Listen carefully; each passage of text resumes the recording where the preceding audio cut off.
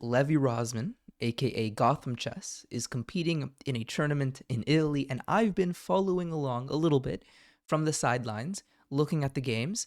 And when I saw this one that just completed today in round 7, I had to share it. I mean, this is just too spectacular to miss, so spectacular that it has taken this channel out of hibernation, and I am back to making some videos, and this one is a good one to start with. It involves a queen sacrifice. It involves an unbelievably complicated endgame that we will try to unpack, and I think there are some very specific takeaways that you can also apply to your own games. So let's jump straight in. Levy, as I said, with the white pieces, opens with the ready, but it kind of quickly transforms into this typical kingside fianchetto with a d4 and a very soon c4. Very typical opening at this high level. Now, a4, a5 is a bit of a unique insertion. So c4 comes, and this is super typical, but this insertion of a4, a5 is something that both players went for here.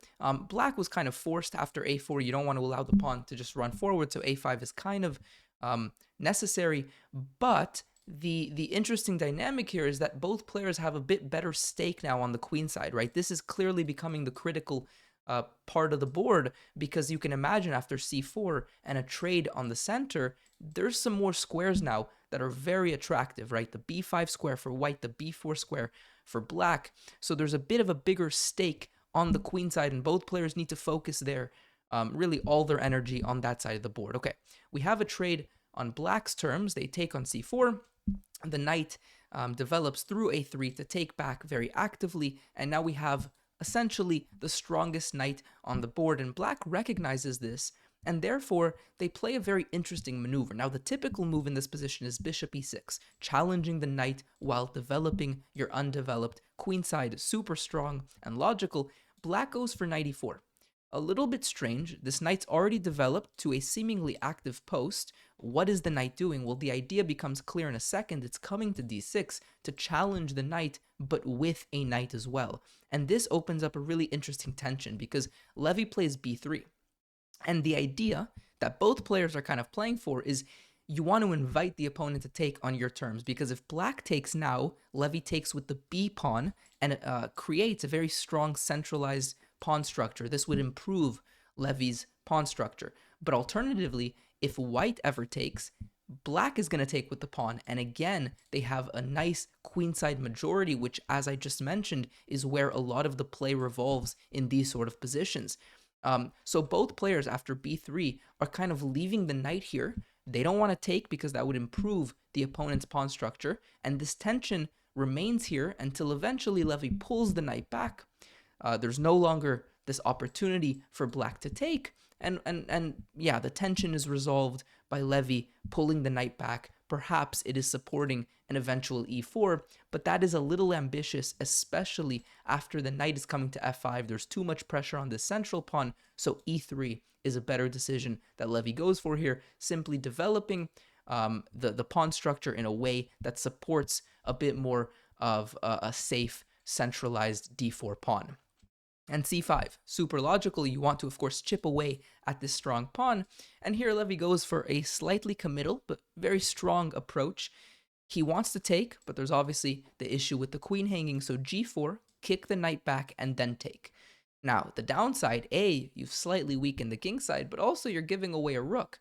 But of course, super typical in these structures, the dark squares become really weak after you give away the rook, and this is indeed, ample compensation for the material. In fact, very soon you'll see that white is going to capture the pawn on b4, and then put the queen very soon on c3, where it eyes down all of these dark squares, and it's very difficult for black to deal with this, right? f6 further weakens some critical diagonals, and although white doesn't have a dark square bishop, which would have just been probably game over in this sort of position, still their pieces can get into active squares, and yeah, we'll actually see this momentarily. So in this position, knight e5 is played, and after the rook comes to the d-file, white had here a key plan that they had to go for.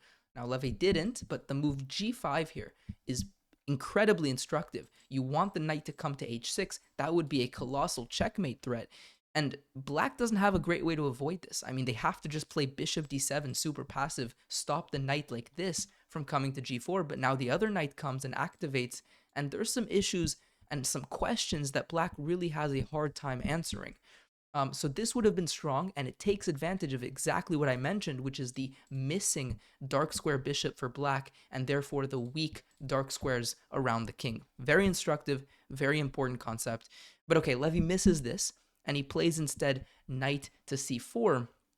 But this gives black the time to untangle, right? In this position, Levy arguably has some better pieces, some more attacking chances. He had to go for this super quick where black can still not really untangle with their awkward development. But after you give black the time to do so, the queen activates, the rooks double, and now the rooks activate. Levy continues with queen a5, but black is back into the game. The rook simply steps away, and now knight to d5. Okay, the knight is centralizing. And the idea here is that after the trade, these pawns are really strong because they actually stop this knight from being able to go anywhere, and the knight is hit. So what does black do here, right? If the knight goes back, the pawns continue rolling with tempo. This is really scary. So the knight came to c6, which is a key move here. Now the idea is that after pawn takes, you just lost a knight, but you're going to lose your own knight over here. But Levy calculated a little bit further, and he found just a spectacular idea here. He trades the rooks, and then he sacrifices the queen. This was the key moment.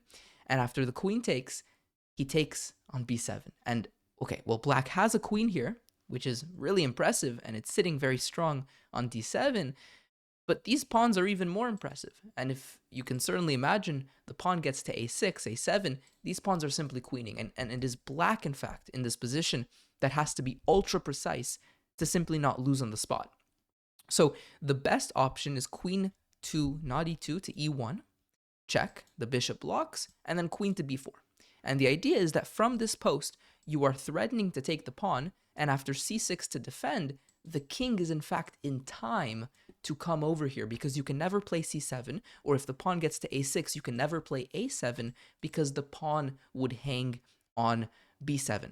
So you can't play c7, the pawn goes to a5, the king is just in time, but first queen b6, of course, not letting any of the pawns promote, and soon the king will replace the job, sit on b8, control all of the pawns, and then the queen here will be free to go ahead and do a little bit more important duties than simply guarding over some queenside pawns.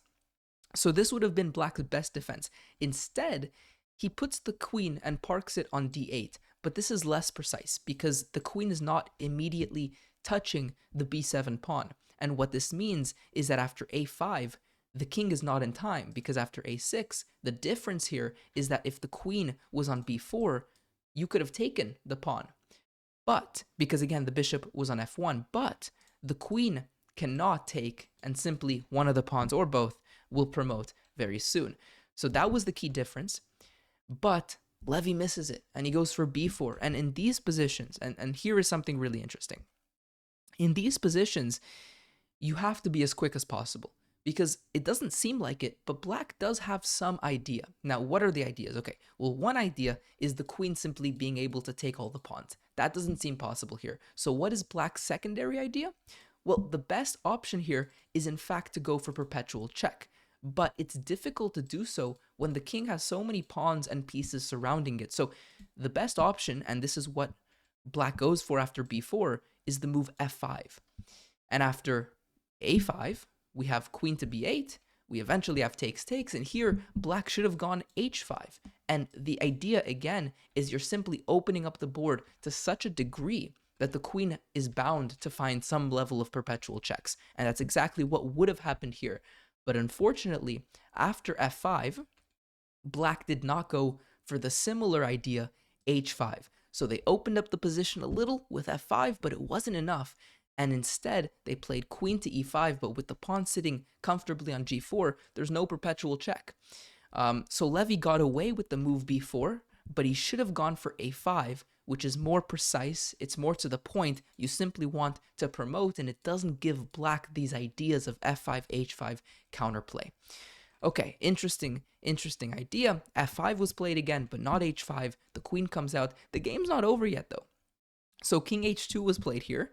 Now, bishop f1 was better, because after queen takes b4, the bishop guards simply the pawn. Again, this is a key pawn, keeping this king safe.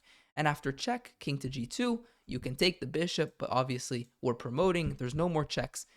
This is game over.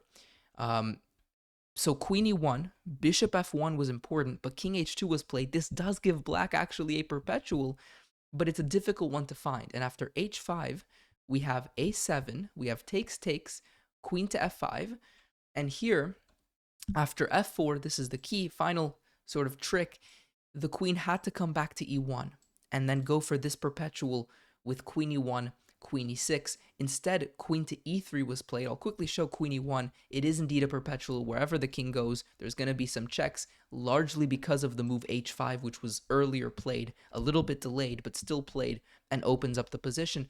But instead of queen to e1, queen e3 was played, but the king now hides, and Levy finds the appropriate way with bishop g2 here to hide the king safely on h2. There's no more checks, and black resigned in this position.